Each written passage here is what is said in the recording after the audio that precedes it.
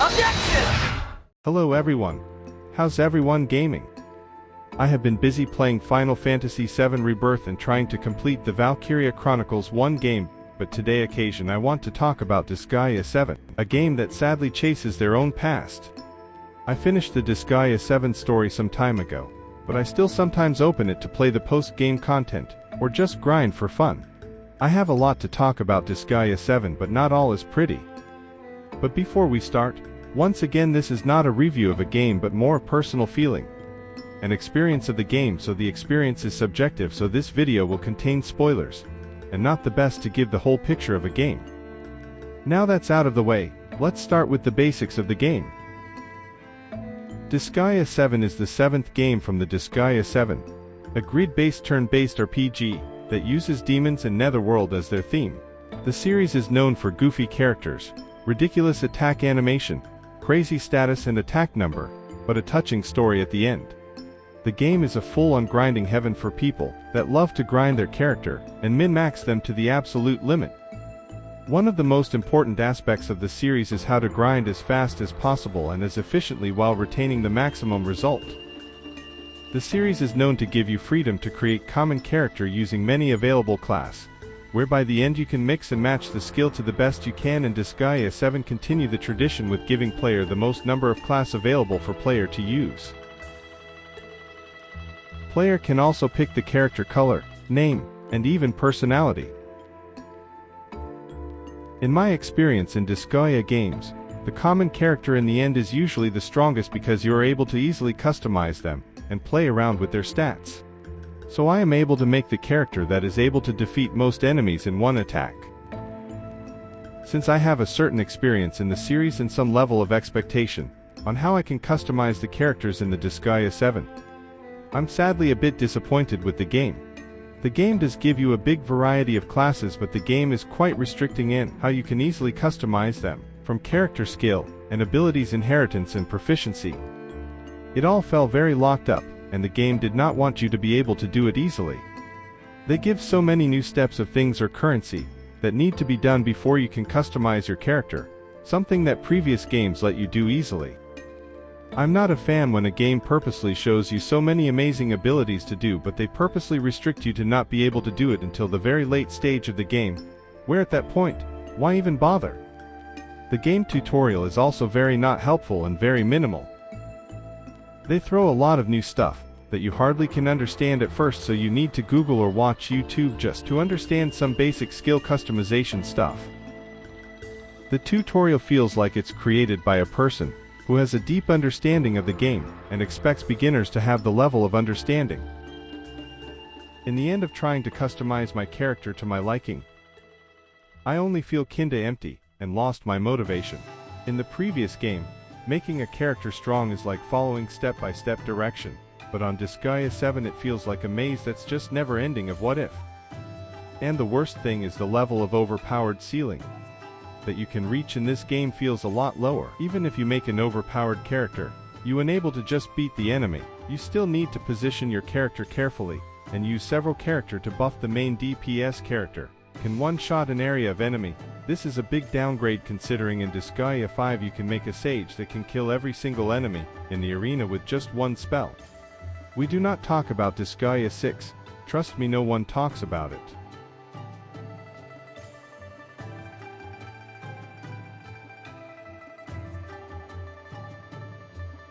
The whole concept of experimenting also goes out of the window due to game balance is pretty all over the place. I know the Disgaea series is about how to break the game, but at least giving the player multiple routes to do it with one route is the most optimal one. But they just scraped all of that experimenting idea and just made 1 and 2 story characters way too strong, and it's not even a contest. No other strategy or planning come close due to how busted some characters are and no other alternative to use. The way they make the balancing is like throwing sands to the fans of other weaker characters, since the player probably will never use them with good reason. Like for real, who gives Susan the passive to give guarantee crit and guarantee hit to nearby ally? I don't like his character, but now I'm forced to use him cause no one else can replace him.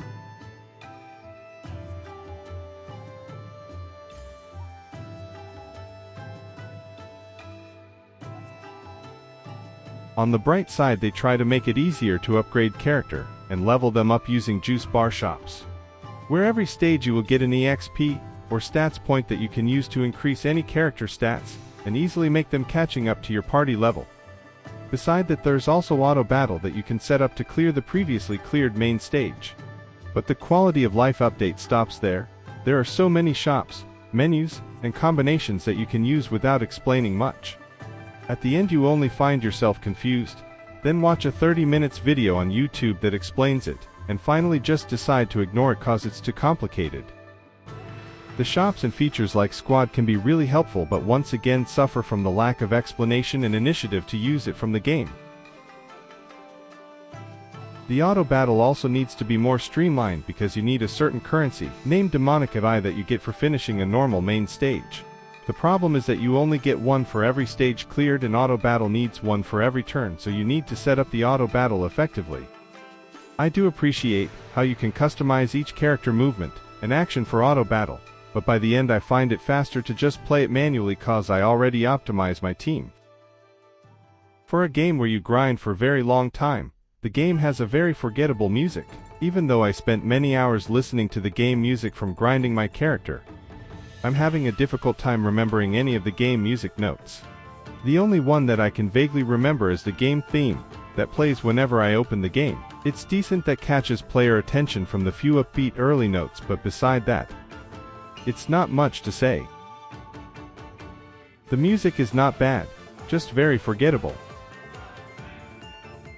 Talking about the music, the game certainly has a big downgrade from the previous game, and I personally find one of the biggest culprits is the lack of opening song movie.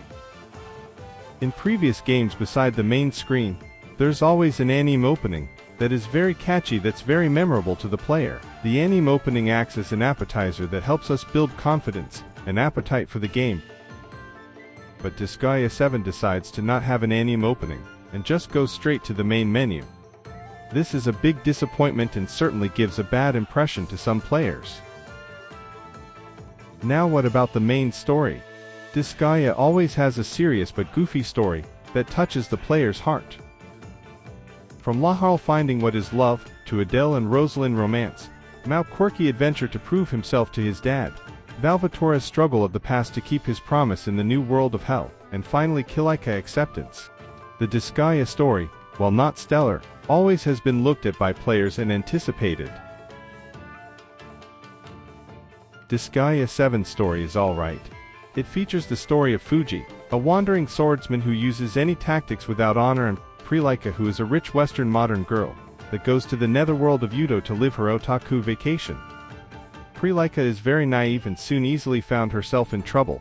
Fuji, who tries to swindle Prilika by saving her and extort as much money as possible, soon becomes a story of how these two demons try to save the Udo netherworld and bring back honor to the demon. If you are a fan of Japanese history, especially during the Meiji Restoration era, then you will find lots of cool and interesting scenarios, and the developer will manage to make a very charming world that you will find interesting for the most part. Sadly, some areas get the short straw and just a boring field or nameless row of buildings, but in most parts, you will find lots of places you might actually recognize. Back to the story. Fuji and Prilika soon found allies that helps them in their quest, which coincidentally have ties to Villain 2. These characters have their own chapter that flash out their background, but soon I found it to be quite tedious and more like Sunday Anime Weekly Villain. The story itself got some nice twists, like the villain is actually controlled by the previous hero of Udo who passed away, but actually still alive. But beside that, the story is mostly very straightforward. By the end of the story, I personally found that the story is dumb. Seriously, who made the story, especially the first half of the game? It feels like someone who never writes a story watches a couple Disgaea videos on YouTube and decides to make a fan fiction. And then the dev finds the story sucks, so they ask the old writer to help fix it, but to not change what's already written. That's what I feel about the story. The second act is nicely written, but the damage has already been done, and with a bad story premise with a short chapter that left, not much can be done. The whole empathy killer curse story is just dumb and feels like it exists just so the villain has some kind of unimaginable power. And the final part of the game where the heroes try to raid the enemy HQ goes way too fast. They should see what happens in Disgaea for where Valvatora's raids the Netherworld president. There's suspense, drama, excitement, but in Disgaea 7 it's all just ended before you even realize. To make the video shorts, in the end I found that the Disgaea 7 story was a big downgrade from the previous game, and did not live up to my expectation. While the game have interesting set-piece and possible scenario, the writer did not use them, and choose the easiest Sunday morning anime story, and even then, they did not write them very good. Well, at least the story is better than whatever in AC Shadow.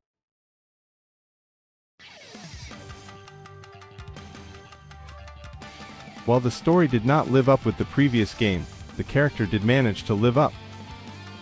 They are all very hilarious and charming, all with their own unique characteristic that makes them feel lively. Fuji is hot-blooded, but the way he sticks to his cunning strategy is entertaining. Prelika, who keep trying to save everyone, and learn that the world is not black and white while often burst regarding her otaku hobby, is very hilarious.